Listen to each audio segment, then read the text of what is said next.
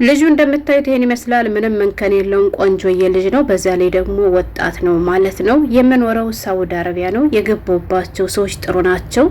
ነገር ግን ቤቱ የምግብ እጥረት አለበት። ቤት እንዳልቀየርም ሰዎቹ ጥሩ ስለሆኑ ቀስ በቀስ ይስተካከል እንደሁ እያልኩኝ ችዬ መኖር ጀመርኩኝ። ነገር ግን የምግቡ ጉዳይ ሊስተካከል አልቻለም። ከጊዜ ቆይታ ግን ከልጅየው ጋራ ተግባባንና ሁሌም ምግብ ያመጣልኛል። ማታ እንኳን አምሽቶ ቢመጣ እስከሚመጣ ድረስ ጠብቀዋለሁ። ምክንያቱም ባዶ እጁን እንደማይመጣ እርግጠኛ ስለምሆን። በዚያም እንግዲህ ምግቡን የሚሰጠኝ እናቱ ሳታዩ ደብቆ ነው። ቀስ በቀስ ግን እንግዲህ በፊት አዝኖልኝ የሚያመጣልኝ መስሎ ነበረ። ነገር ግን እሱ ከኔ የሚፈልገው ነገር ነበረ። ከቆይታ በኋላ ግን ከኔ ፍቅር እንደያዘው ነገረኝ። እኔም እየወደድኩት መጣው። ምክንያቱም በብዙ ነገር ስለሚተባበረኝ ካርድም ሆነ ምግብ እሱ ነው የሚሸፍንልኝ። ከዛም እኔም ፍቅር ያዘኝና በመጨረሻም ከዚህ ቤት ላስጠፋሽና ቤት ተከራይቼ ላስቀምጥሽ አለኝ። እኔም በመጀመሪያ ፈርቼ ነበር። በኋላ ግን ተስማማው። ከዛም አንድ ቀን ከራሱ ከእናቱ ቤት አስጠፍቶ ቤት ተከራይቶ አስቀመጠኝ። ጥሩ ኑሮም እየኖርኩ ነበረ። በኑሮዬም ደስተኛ ነበርኩኝ።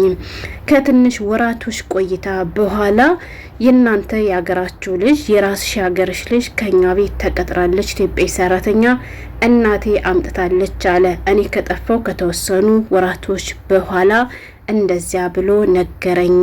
ከቆይታ በኋላ ግን እንደ ድሮ አልሆንልኝ አለ። ጣል ጣል ያደርገኛል፣ አምሽቶም ይመጣል። ብቻ ብዙ ነገሩ እየተቀየረ መጣ። አንድ ቀን ሻወር ገብቶ እንዳጋጣሚ ስልኩ ክፍት ነበርና ስልኩን ሳያችን ኢትዮጵያዊ ሰራተኛ እሷ ሳታስበው ወይም እሷ ሳታውቅ በተደጋጋሚ ፎቶና ቪዲዮ አንስቷት ከስልኩ ላይ አየው። አሁን የሆነ ጥርጣሬ አደረብኝ። በጣም ቆንጆ ነች፣ በቁንጅና ከኔ ትበልጣለች። ምናልባት እኔን ጣል ጣል ያደረገኝ ከእሷ ጋር ሌላ ነገር ጀምሮ ይሆን እንዴ ብዬ ፍርሃት አድሮብኛል። ደግሞ 80 የለንም፣ ዝም ብሎ ነው ቤት ተከራይቶ ያስቀመጠኝ። የምፈልገውን ነገር ያሟላልኛል፣ ከዚህ ውጭ ሌላ የተጠቀምኩትም ነገር የለም ብላን ነበር አንዲት እህታችን ማለት ነው። ዛሬም እንግዲህ ወደ ሳውዲ አረቢያ አንዲት እህታችን ደግሞ እንግዲህ በምታዩት መልኩ የመዳም ልጅ እንግዲህ ለጋብቻ እየጠየቃት ነው። በነገራችን ላይ አንዳንድ እህቶች ምን አለ መሰላችሁ በራሳቸው አይተማመኑም፣ ወይንም ደግሞ ራሳቸውን ዝቅ አድርገው የሚያዩ ሰዎች አሉና የሆነ ጥሩ ነገር ለነሱ ልክ እንደማይገባቸው አድርገው ራሳቸውን የሚያሳምኑ ወይም ራሳቸውን ዝቅ የሚያደርጉ እህቶች አሉ። ይሄ መሆን የለበትም። ያገሬ ልጆች እንዴ አላህ ካመቻቸላችሁ አላህ ለእናንተ ካለው እኮ ሁሉንም ነገር እኮ ገር በገር ያደርግላችኋል። ስለዚህ እኛም ሰው ነን ሆነን ለመናገር እነሱም ሰዎች ናቸው። እና ምን ልላችሁ ፈልጌ ነው በጥቅሉ አረቦች ላግባሽ ምናምን የሚል ጥያቄ አቀረቡልኝ ብላችሁ ግን አሁን እሱን እኔን እውነት ወዶኝ ነው ወይ አውቆ ሙር ሊዝብኝ ነው እንጂ አውቆ ሊያበላሸኝ ነው እንጂ አሁን እኔን ባልጠፋ ሴት ምናምን ብላችሁ ራሳችሁን ዝቅ አታድርጉ። አላህ ከፈቀደላችሁ ሁሉም ነገር ገር በገር ይሆናል እንዳልኳችሁና በጥቅሉ ምን ልላችሁ ፈልጌ ነው ይቼታችን እንግዲህ የምትሰራው መዳም ቤት ውስጥ ነው። እንደምታዋት እንግዲህ እያለቀሰች ነው ማለት ነው። የምታለቅስበት ምክንያት ደግሞ ሌላ ችግር ገጥሟት ሳይሆን የመዳም ልጅ ላግባሽ አለኝ አሁን ወዶኝ ነው ሊያባልገኝ እኮ ነው ብላ ጽፋ እና በጣም አዝና ማለት ነው ያገሬ ልጆች ወጣ እያለቀሰች ነው እና ከፍራቷ የተነሳ በሰላም ላገሬ አብቃኝ ብላ ራሷ ፖስት አድርጋለች ማለት ነው። ምን ላችሁ ፈልጌ ነው አሁን እቺ ልጅ እንዳልኳችሁ የበታችነት ስሜት ነው የተሰማት። ገብቷችኋል? አሁን ወዶኝ ነው ሊያባልገኝ እኮ ነው ብላለች እና ራሷን ዝቅ አድርጋ እሷ ለሱ የማትገባ ሴት እንደሆነች አድርጋ ነው እየነገረች ያለችው። ገባችሁ? የመዳም ልጅ ላግባሽ አለኝ አሁን ወዶኝ ነው ሊያባልገኝ እኮ ነው። ለሽ ያኔ ሊያገባሽ ፈልጎ ሊሆን ይችላል።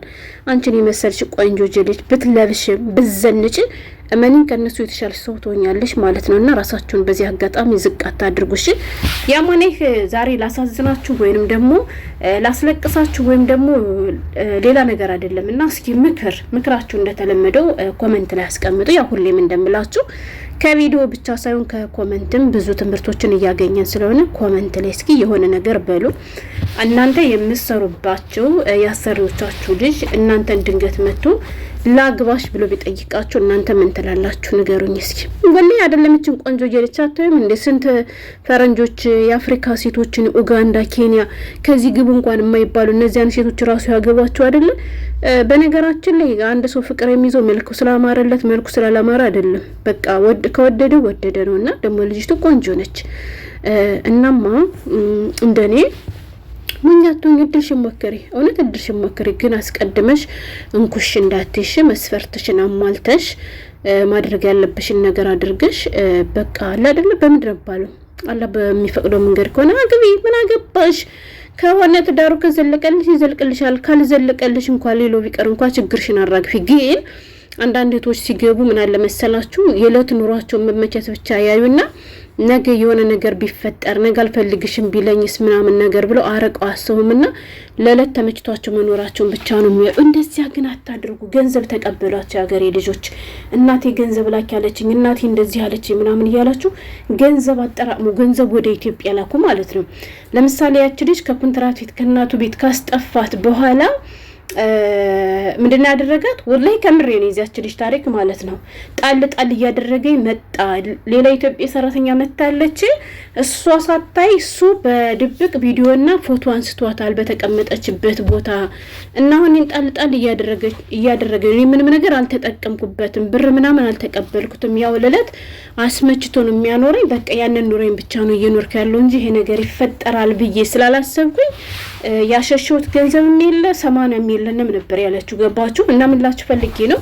አሁን ያቺ ልጅ እሷ አውጥቶ ቀጣላት ካለች ተጠቅሞባታል፣ አውጥቶ ይጥላታል። ማን ነው የሚጎደው? እሷ ነች። እናማ በገባችሁበት አጋጣሚ በመጀመሪያ በህጋዊ መንገድ ይሆንላችሁ። ሲቀጥል ደግሞ ህጋዊ ሚስት ነው ምንም አይፈጠርም ብላችሁ ቁጭ አትበሉ። ገንዘብ እየተቀበላችሁ ገንዘብ አሽሹ ማለት ነው። ከዛ ነገ የሆነ ነገር እንኳን ቢፈጠር ገንዘብ ካላችሁ ከተጠቀማችሁበት ድህነታችሁን ከቀረፋችሁ የራሱ ጉዳይ። አረ ትዳሩም ደግሞ ዘለቄታ አግኝቶ ትዳሩ ከዘለቀላችሁ ሰየው እና በጥቅሉ ራሳችሁን ዝቅ አታድርጉ። እኔ ለሱ አልገባም ብላችሁ እንደዚህ አይነት ስሜት አይሰማችሁ ለማለት ያክል ነው። ማለት ሊያባልገኝ ነው እንጂ እኔ ለሱ የምገባ ሴት አይደለሁም። አሁን እውነት ወዶኝ ነው ወይ ብላ እንደዚህ ብላለች። እና እስኪ የሆነ ምክር ስጧት እንግዲህ የሆነ ነገር ብሏት። ለዚሁም እስከ ማልቀስ ደረጃ ደርሳለች። እና ግን ደግሞ አሁን እውነት እናውራ ከተባለ